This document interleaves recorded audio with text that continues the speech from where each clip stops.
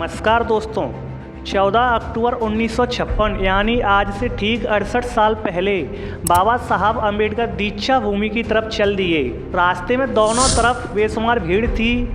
खुशी में हर तरफ बाबा साहब की जय जयकार गूंज रही थी। बाबा साहब ने अपनी ज़िंदगी में अनेकों संघर्षों का सामना किया और लाखों लोगों के लिए प्रेरणा बने। लेकिन क्या आपने कभी सोचा है कि उन्होंने बौद्ध धर्म को क्यों चुना, बाकी धर्म को क्यों नहीं? बाबा साहब ने हिंदू धर्म को क्यों छोड़ा? बाबा साहब ने इस्लाम धर्म को क्यों नहीं अपनाया? बाबा साहब ने ईसाई धर्म को क्यों नहीं अपनाया? इन सभी सवालों का जवाब आपको इस वीडियो में मिलेगा, तो बने रहिए अंत तक।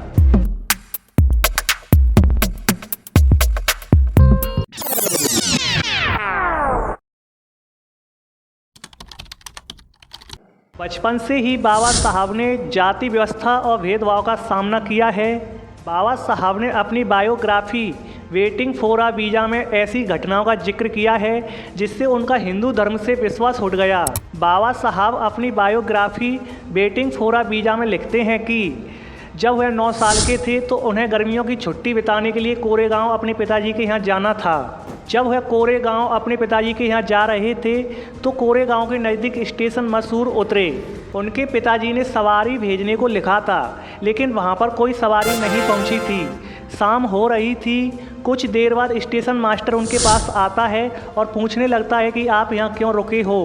तो वे अपनी सारी बात बता देते हैं और स्टेशन मास्टर बात ही बात में उनकी जाति पूछ लेता है तो वह अपनी जाति बता देते हैं कि हम महार हैं। यह सुनकर अचानक स्टेशन मास्टर के भाव बदल जाते हैं और वो वहाँ से चला जाता है। स्टेशन के बगल में किराए पर ले जाने वाली कई बैलगाड़ियाँ वहाँ खड़ी थीं, लेकिन कोई उन्हें ले जाने के लिए तैयार नहीं था क्योंकि वे अछूत थे। जब उन्होंने दोगुना किराया देने की बात की तो जैसे तैसे एक बैलगाड़ी वाला आखिरकार तैयार हो जाता है, लेकिन वो भी सिर्फ इस शर्त पर कि बैलगाड़ी वह नहीं हाँकेगा, वह सिर्फ पैदल चलेगा। इतनी नफरत थी अछूतों से। बाबा साहब की ज़िंदगी में इस घटना की बहुत अहमियत रही। वेटिंग फॉर अ वीज़ा में बाबा साहब लिखते हैं, जानता था कि मैं अछूत हूँ। अछूतों को कुछ अपमान और भेदभाव सहना पड़ता है। स्कूल में मैं अपने बराबरी के साथियों के साथ नहीं बैठ सकता था। मुझे एक कोने में अकेले बैठना पड़ता था। बैठने के लिए एक बोरा रखता था। स्कूल की सफाई करने वाला नौकर वह बोरा नहीं छूता था। ऊंची जाति के लड़कों को जब प्यास लगती थी तो वे नल से पी लेते थे, मैं नल को छू नहीं सकता था। 1954 में सबसे पहले धर्म बदलने को लेकर बाबा साहब अपने विचार रखते हैं। वो धर्म किस काम का जो हम अछूतों को इंसान नहीं समझता, हमें समानता का अधिकार नहीं देता, हमें दास समझता है। हम प्यासे मर जाते हैं, अपने हाथ से नल खोलकर पानी नहीं पी सकते, हम नौकरी नहीं कर सकते। जानवर का स्पर्श स्वीकार है लेकिन इंसान का स्पर्श नहीं।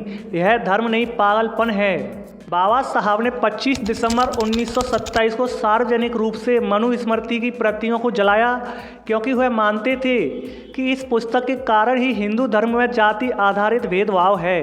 बाबा साहब बहुत कोशिश करते जाति प्रथा और भेदभाव मिटाने की, लेकिन मनुवादियों पर कोई असर नहीं होता है। तो बाबा साहब 1935 में महाराष्ट्र के एवला सम्मेलन में ऐलान करते हैं, मैं हिंदू के रूप में पैदा हुआ हूँ। यह मेरे बस की बात नहीं है, लेकिन मैं हिंदू के रूप में नहीं मरूंगा, यह मेरे बस की बात है। 1929 में बाबा साहब मुस्लिम बनना चाहते थे। उन्होंने 15 मार्च 1929 को अपने अखबार बहिष्कृत भारत में नोटिस टू हिंदुइज्म संपादकीय में लिखा था कि यदि आपको धर्म परिवर्तन करना है तो मुसलमान बन जाओ। इसके बाद बाबा साहब के कई समर्थक मुस्लिम बन गए थे, लेकिन बाबा साहब ने इस्लाम धर्म नहीं अपनाया। बाबा साहब अपनी बायोग्राफी में 1934 की एक घटना लिखते हैं जिसमें बताते हैं कि जब वे अपने कुछ साथियों के साथ घूमने निकले तो औरंगाबाद के रास्ते में उन्हें पहले दौलताबाद नाम के कस्बे से गुजरना था, जो कि एक ऐतिहासिक शहर है। दौलताबाद के किले को देखने के लिए बाबा साहब और उनके साथियों ने प्लान बनाया जिसमें वे करीब 30 लोग थे। इस समय रमज़ान का महीना था। किले के गेट के ठीक बाहर एक छोटा पानी का टैंक भरा हुआ था। यात्रा के दौरान उनके चेहरे, शरीर, कपड़े धूल से भर गए थे, इसलिए उन सबका हाथ मुंह धोने का मन हुआ तो बिना सोचे समझे उनके कुछ साथियों ने टैंक से पानी लेकर हाथ मुंह धो लिए। इसके बाद जैसे ही वे किले के अंदर जाने लगे तो पीछे से एक सफ़ेद दाढ़ी वाला बूढ़ा मुस्लिम आता है और कहता है कि ढेड़ों ने पानी गंदा कर दिया। ऐसा देखकर वहाँ कई जवान और बूढ़े मुसलमान आ गए और वे गंदी गंदी गालियाँ देने लगे।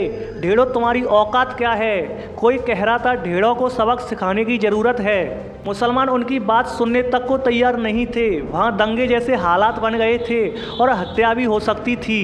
बाबा साहब ने थोड़े गुस्से में पूछ लिया, क्या तुमको तुम्हारा धर्म यही सिखाता है? अगर कोई अछूत मुसलमान बन जाए तो क्या तुम उसे पानी पीने से रोक दोगे? बाबा साहब के इन सवालों से मुसलमानों पर कुछ असर हुआ और उन्होंने कोई उत्तर नहीं दिया, बल्कि चुपचाप खड़े रहे। बाबा साहब अपनी किताब पाकिस्तान या भारत का विभाजन में लिखते हैं कि भारतीय मुस्लिम समाज भी जाति भेदभाव से पीड़ित है। वहाँ भी ऊंची नीची जाति है। वहाँ भी दलितों के मुसलमान बन जाने के बाद भी जाति भेदभाव होता है। इस पर बाबा साहब अम्बेडकर कहते हैं, इस्लाम भाईचारे की बात करता है। हर कोई है अनुमान लगाता है कि इस्लाम गुलामी और जाति से मुक्त होना चाहिए, लेकिन सच तो यह है कि इस्लाम जितनी मजबूती से जोड़ता है उतनी ही मजबूती से तोड़ता भी है। वह जिस भाईचारे का वादा करता है वह केवल मुसलमानों के लिए है। जो लोग मुस्लिम नहीं हैं उनके लिए अवमानना और दुश्मनी के अलावा कुछ नहीं है। जब 1935 में मुस्लिमों ने अलग राष्ट्र की मांग की तो बाबा साहब अम्बेडकर का इस्लाम धर्म से भी विश्वास उठ गया। बाबा साहब अम्बेडकर को एक कार्यक्रम में धर्म परिवर्तन करने वाला एक व्यक्ति मिला। उसने बताया कि भले ही मैंने धर्म परिवर्तन कर लिया है, लेकिन वहाँ पर भी भेदभाव की समस्या है, वहाँ पर भी भेदभाव होता है। उस व्यक्ति ने बाबा साहब को बताया कि जो दलित धर्म परिवर्तन करके क्रिश्चियन बन गए हैं उनके लिए अलग व्यवस्था है। जब मैं पहली बार अमीर लोगों के चर्च में गया तो मुझे भगा दिया गया और कहा गया कि तुम्हारे लिए अलग चर्च है। इसके बाद मेरे बुजुर्ग पिता की मौत हुई तो पता चला कि मूल ईसाइयों और हम जैसे धर्म परिवर्तन करके बने ईसाइयों के लिए अलग अलग कब्रिस्तान है। अंतिम क्रिया कराने वाले पादरी भी अलग हैं। ये सुनने के बाद बाबा साहब अम्बेडकर बहुत दुखी हुए। ईसाई धर्म दलितों के बारे में कहता है, जो दलितों की स्थिति है वो उनके पाप के कारण है। इस पर बाबा साहब कहते हैं, पाप के कारण नहीं बल्कि जातिगत भेदभाव के कारण है। बाबा साहब ने देखा कि यहाँ भी मेरे समाज के लोगों के साथ गलत किया जाता है, इसलिए उन्होंने कम समय में ही ईसाई धर्म को अपनाने का विचार त्याग दिया। बाबा साहब ने धर्म परिवर्तन की घोषणा करने के बाद 21 वर्ष तक अन्य धर्मों का भी गहन अध्ययन किया था। उन्होंने इस्लाम, ईसाई धर्म, सिख धर्म और कई अन्य धर्मों को समझा, लेकिन उन्हें लगा कि इनमें से कोई भी धर्म ऐसा नहीं है जो दलितों को पूरी तरह से समानता और सम्मान दे सके। उन्हें लगा कि अधिकतर धर्मों में कुछ न कुछ ऐसी सीमा है जो उनके समुदाय को आज़ादी और सम्मान नहीं दे सकती। इसलिए उन्होंने इनमें से किसी भी धर्म को नहीं अपनाया। आखिरकार बाबा साहब ने 14 अक्टूबर 1956 को अपने 3,65,000 अनुयायियों के साथ बौद्ध धर्म को अपना लिया, क्योंकि इसका मुख्य कारण था कि बौद्ध धर्म समानता, स्वतंत्रता और करुणा की शिक्षा देता है। भगवान बुद्ध ने अपने धर्म में जात पात, ऊंच नीच और भेदभाव की जगह नहीं दी थी। बौद्ध धर्म का मूल सिद्धांत है कि हर इंसान समान है और सबके पास एक समान आत्मिक शक्ति है। ये सिद्धांत बाबा साहब के विचारों और उनके संघर्षों से मेल खाते थे। बौद्ध धर्म में अहिंसा, शांति और समानता पर जोर दिया गया है। बाबा साहब ने महसूस किया कि यह धर्म ही ऐसा है जो उनके लोगों को एक नई दिशा, आत्मसम्मान और स्वतंत्रता दे सकता है।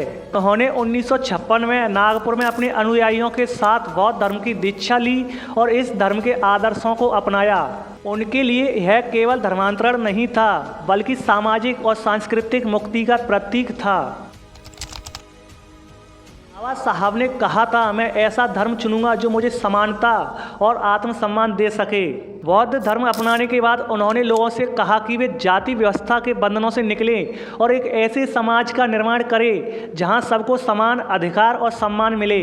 तो दोस्तों, बाबा साहब ने बौद्ध धर्म अपनाया क्योंकि इसमें जातिवाद और भेदभाव की कोई जगह नहीं है और यह धर्म उनके आदर्शों और विचारों से पूरी तरह मेल खाता है।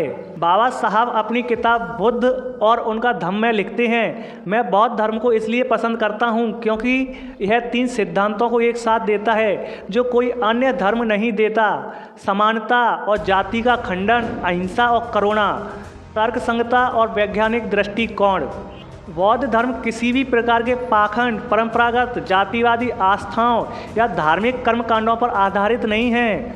बौद्ध धर्म आत्मनिर्भरता और स्वतंत्र सोच को प्रोत्साहित करता है, जो बाबा साहब अम्बेडकर के आधुनिक और वैज्ञानिक दृष्टिकोण के अनुकूल था। मुझे आशा है कि आपको यह जानकारी पसंद आई होगी और आपको सभी सवालों के जवाब मिल चुके होंगे। जय हिंद दोस्तों।